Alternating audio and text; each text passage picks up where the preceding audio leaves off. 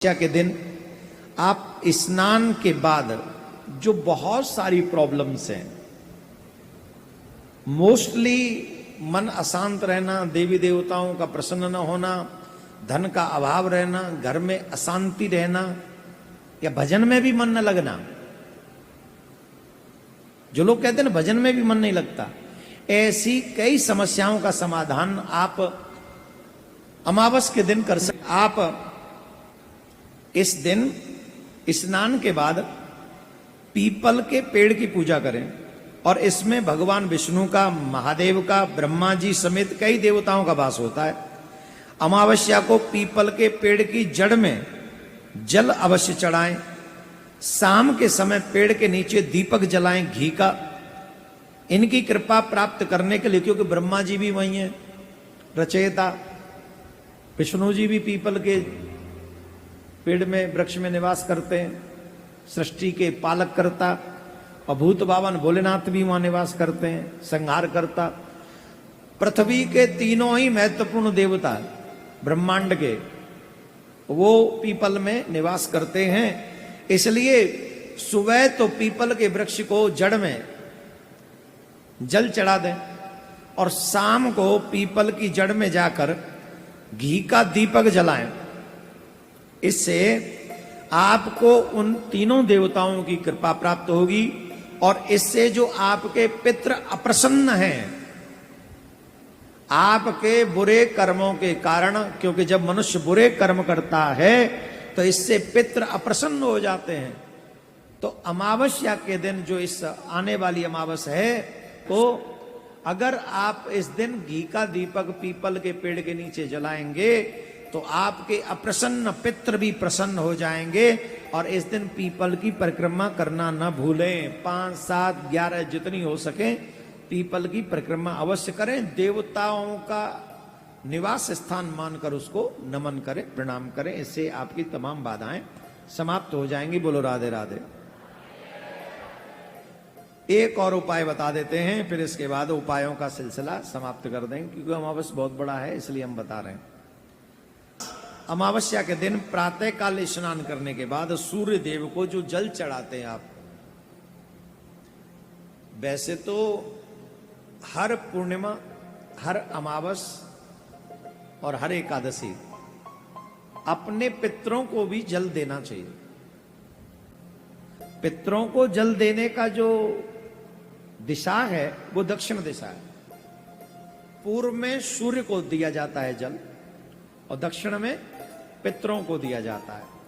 अब हमने पहले भी बताया आपको, सूर्य को जल ऐसे दिया जाता है, ऐसे ऊपर से जल की धारा में से आप सूर्य का दर्शन करें।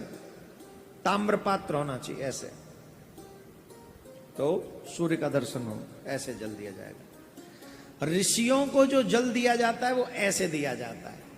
लोटा आपका यहां होगा, मुख उसका इधर होगा, ऐसे ऋषियों को जल दिया जाता है। और पितरों को जो जल दिया जाता है वो ऐसे दिया जाता है, अंगूठे के और इस उंगली के बीच में से।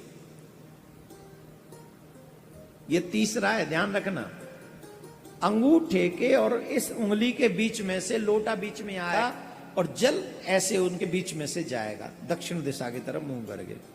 तो इस तरीके से हमको पितरों को उस दिन, वैसे तो तीनों दिन अमावस, पूर्णिमा और एकादशी, अपने पितरों को जल देना चाहिए, लेकिन इस अमावस्या पे अवश्य दें।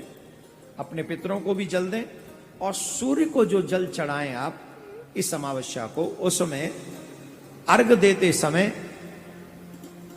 लाल पुष्प डाल लें या फिर लाल चंदन या लाल रोली डाल लें। गुड़ अवश्य डाल लें, मीठा अवश्य डाल लें और मीठे जल से उस दिन आप सूर्य को अर्घ दें। और सूर्य देव का कोई भी मंत्र आपको आता हो, उस मंत्र का आप उच्चारण कर सकते हैं। इससे आपकी दरिद्रता दूर होगी, घर में धन की कमी नहीं रहेगी, धन धान्य भर जाएंगे और आरोग्य आपके शरीर को सूर्य देव आरोग्यता भी प्रदान करेंगे। इस दिन, अमावस्या के दिन, ऐसा कार्य अवश्य कर लें। बोलो राधे राधे। एक और बात बता देते हैं, बड़ी मेहनत करके लाते हैं, तुम्हें हर जगह भटकने से बचाने के लिए लाते हैं।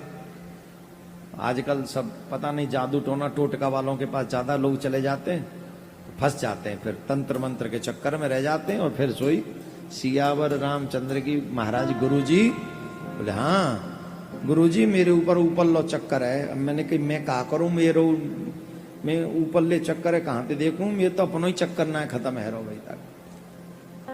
अब ऐसी वैसी जगह जाओगे तो चक्कर नहीं आएंगे तो क्या आएगा। आप अपने इष्ट में सच्ची निष्ठा रखो, आपके सारे चक्कर आपके इष्ट अपने आप समाप्त कर देंगे। पर पता नहीं होता ही नहीं, कहां भटकते रहते हैं। पूर्णिमा के दिन आप मां तुलसी की पूजा करना ना भूलें। मां तुलसी का पूजन करें, घी का दीपक शाम को जलाएं और 108 बार परिक्रमा तुलसी मां की अवश्य करें। जो भी मनोकामना आपकी पूर्णमासी के दिन होगी, ऐसा कार्य करने से हो सके तो 5 दीपक 11 दीपक, क्योंकि पूर्णमासी है उस दिन, अमावस है, और तो 11 5 जो ज्यादा से ज्यादा दीपक अपने मंदिर में भी जलाएं। जो भी आपके घर में सात्विक वृक्ष हैं, जैसे बिल्व है और आंवले का है, तुलसी का है, केले का है, इन सभी वृक्षों के नीचे दीपदान उस दिन घी के दीप बनाकर अवश्य करें। तुलसी मां की 108 परिक्रमा करें, जिससे आपके अनेक काम देवी देवता अवश्य बना देंगे। इधर उधर भटकने की जरूरत नहीं है। उस दिन बड़े पैमाने पे प्रिया कांजू के मंदिर में भी दीपदान होगा। तो जो लोग बड़े पैमाने पे दीपदान करना चाहते हैं वो अभी से, सोमवार को तो लगातार हो ही रहा है और हर सोमवार हो रहा है, लेकिन पूर्णिमा के जो अमावस के दिन बहुत बड़े पैमाने पे दीपदान यहां पर होगा, जिससे आपके तमाम संकट कटे। ऐसी प्रार्थना प्रिया कांजू सरकार से अमावस के दिन की जाएगी।